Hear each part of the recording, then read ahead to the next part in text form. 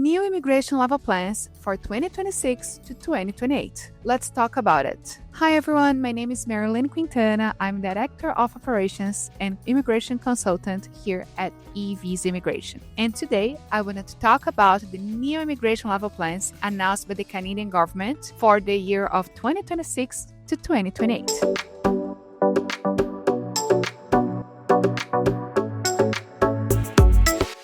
This is one of the most important announcements of the year because it shows how the government is planning to balance the arrival of new immigrants over the next few years and what that means for those who are already in Canada or planning to come to Canada. In recent years, Canada has faced challenges with the high number of temporary residents and international students coming to Canada, while the government still needs to support economic growth and fill labor shortages. For this reason, the new immigration plan brings significant changes, especially in how spots will be distributed between permanent residents and temporary status holders. In 2026, Canada plans to welcome around 380,000 new permanent residents. Out of this, approximately 240,000 will come through economic pathways such as express entry, provincial nominee programs, and other skilled worker categories. That represents 64% of the total immigration, which is an increase compared to 2025.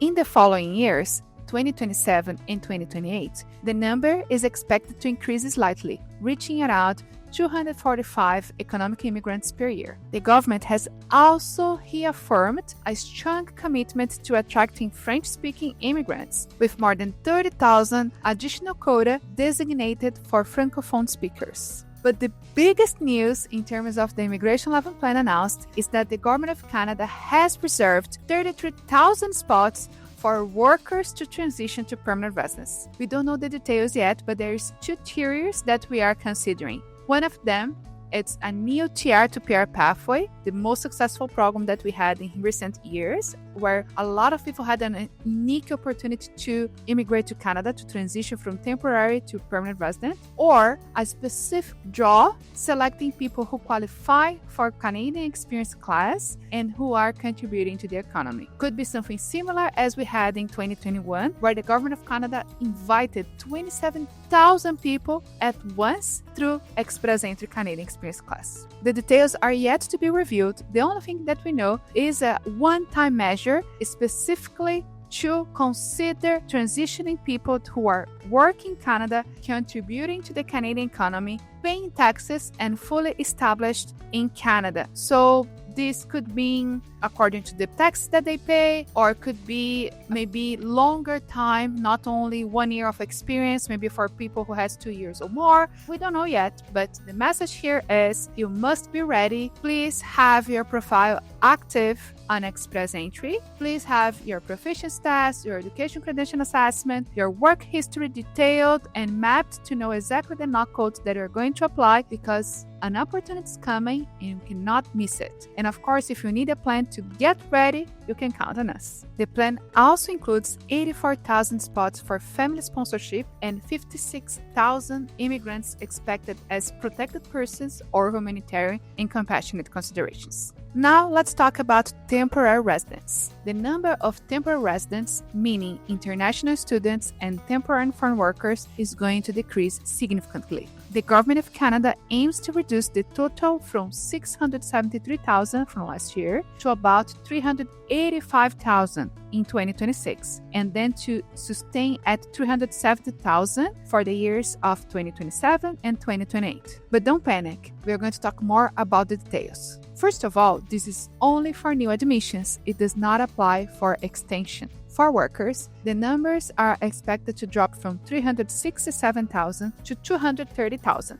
From these 230,000, 170,000 are expected to be admitted through the IMP, International Mobility Program, that include a variety of categories such as open work permit for spouses, free trade agreements, among others. And another 60,000 for the temporary foreign worker, which in other words are specifically for LMIA applicants. This is a reduction from the 82,000 that were projected for 2025. For study permits, we will see an even larger reduction from 305,000 admissions that were planned for 2025 to only 155,000 new students in Canada in 2026, and around 150,000 per year after that. These numbers show a very clear direction. Canada wants to better manage the number of temporary residents arriving in Canada while strengthening the pathways for permanent residency, especially for those with skilled work experience in Canada who contribute directly to the Canadian economy. The focus now is selecting better who's arriving in Canada and prioritizing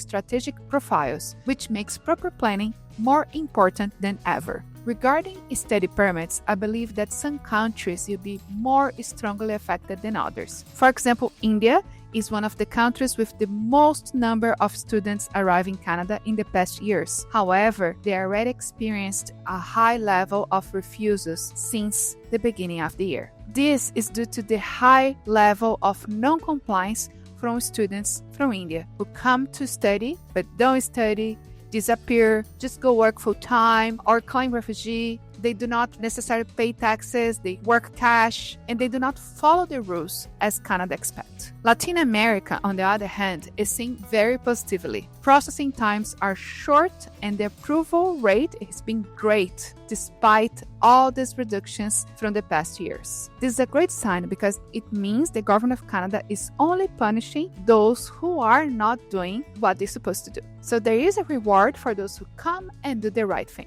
We see those countries that has a very positive image with IRCC having incredible fast processing times for their study permit application, which is a great sign. So stay calm. Unless you are from India, you are not supposed to be affected by this reduction. The government is likely to evaluate each country carefully and not deny visas randomly, but based on history of compliance and history of frauds into the system. If you're studying, working, or thinking about immigrating or coming to Canada, it is essential to understand how the targets affects your profile and which strategies can help you achieve your permanent residency. More than ever, it is of essence to have a customized plan according to your profile and your goals. And if you would like to have support from a specialized and experienced team to review your case and help you customize and tailor your immigration plan according to your goals and have in mind what the government is looking for, you can talk to us. The Visa team is here to guide you and to support you in every step of your Canadian journey. So that's all.